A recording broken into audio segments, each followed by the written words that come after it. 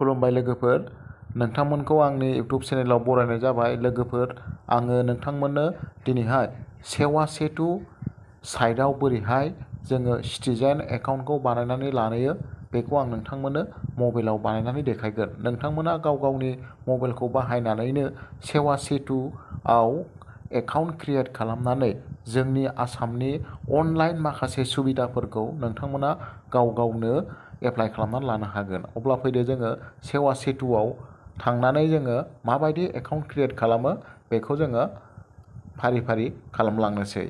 होमबा नोंथांमोना क्रमाव फैनानै सेवा सेतु लिरनांगोन। जोङो क्रमाव डाइरेक्ट सेवा सेतु लिरनानै होदो, होमबानो बेबायदि साइट फैखागोन। ओमफ्राय नैबे फार्स्ट सेवा सेतु लिरनायाव बेयाव सेरना होदो, अब्लानो बेयो डाइरेक्ट साइटआव थांखासिगोन। बेबायदि फैबाय। बिनि उनावहाय नोंथांमोना नैबे गोजौआव नुदों लगइन /रेजिस्टार। लगइन /रेजिस्टार लिरनाय दं नैबे गोजौआव। बेयाव क्लिक होनानै होदो। बेयाव क्लिक होदो, अब्ला बेबायदि इन्टारफेस फैगोन। बेयाव सिटिजेन नोंथांमोना बेयाव नुदों सिटिजेन, नैबे PFC, CSC आरो अफिसियेल, बेयाव मोनब्रै अपसन दं। बे मोनब्रै अपसननि मादाव जोङो नैबे सिटिजेनाव जोङो मा खालामगोन, सिटिजेनाव थुनानै जोङो नैबे लगइन /रेजिस्ट्रेसनाव थुनांगौ। होमबा जोङो सेरनानै लाबाय। होमबा बेबायदि इन्टारफेस फैगोन। बेयाव मा लिरनाय फैगोन, नै नोंथांमोन बेयाव भेरिफिकेसन बिदि फैगोन। दा बेयाव जोङो मा खालामनांसिगौ, फिलआप खालामनांसिगौ आरोखि।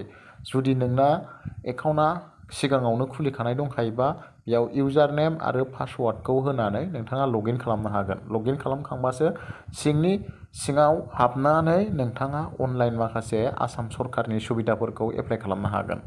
दा जोंना एकाउन्टआ गैया नालाय जोङो गोदानसो खालामनो नागिरदों सुबिदाखौ लानो थाखाय। अब्ला जोङो नैबे गाहायाव निउ इउजार लिरनाय दङ, नोंथांमोना नुदों बेयाव नै निउ इउजार साइन आप फर भेरिफिकेसन लिरनाय दङ। होमबा जोङो मा खालामनांगोन, नैबे निउ इउजाराव जोङो थुनांगोन।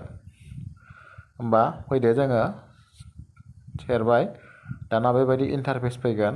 बेयाव मोनसे फर्म खुलिनानै फैबाय। नोंथांमोन नै बे फर्मखौ जोङो फिलआप खालामनांसिगोन। बेयाव मबाइल नाम्बार होनांगोन फार्स्टआवनो। मबाइल नाम्बार होखांनायनि उनावहाय नैबे जेनेरेट OTP आव थुनांगोन।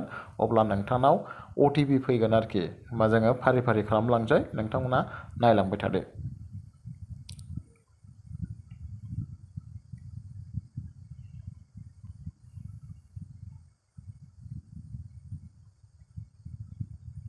जेनेरेट OTP, होमबा नै आंनि बे नाम्बाराव OTP फैबाय। आङो OTP खौ इन्टार खालामनानै लानोसै।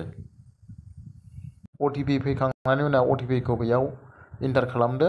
इन्टार खालामखांनायनि उनावहाय नोंथांमोना नैबे भेरिफाइ OTP बेयाव होनांगोन।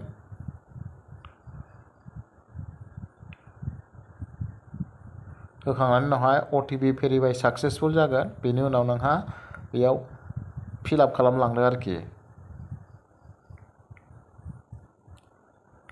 बेयाव गिभेन नेम, नोंथाङा मा नाम होयो बेखौ होनांगोन। ओमफ्राय बेयाव इउजार नेम बानायनानै लादो, जायखिजाया मोनसे नाम होनानै। ओमफ्राय बिनि उनावहाय बेयाव जायखिजाया नोंथाङा गोसोआव थानाय बायदि पासवार्ड होदो। बेनि उनावहाय नैबेयाव कनफार्म पासवार्ड खालामदो। बेनि उनावहाय नोंनि जेन्डारखौ बेयाव सेलेक्ट खालामदो। नोंनि डेट अफ बार्थखौ सेलेक्ट खालामदो। बेनि उनावहाय नैबे पार्सनेल मेसेज, बे पार्सनेल मेसेजखौ होलायाबाबो जायो। बेनि उनावहाय नैबे केपचा दङ, बे केपचाखौ नोङो नैबेयाव बुनानै होदो। होमबा फारि फारि आं बेखौ फिलआप खालामनानै लाग्रोनोसै। आङो फिलआप खालामखांबाय। फिलआप खालामखांनायनि उनावहाय जोंहा नैबे एक्सेप्ट टार्म एन्ड नैबे पलिसिस होनाय दङ, बेयाव टिक मार्क होनांगोन। बेयाव जोङो टिक मार्क होनानै लानोसै। टिक मार्क होखांनायनि उनावहाय नैबे साइन आप लिरनाय दङ, बे साइन आप लिरनायाव नोंथाङा थुनानै होबानो जाबाय।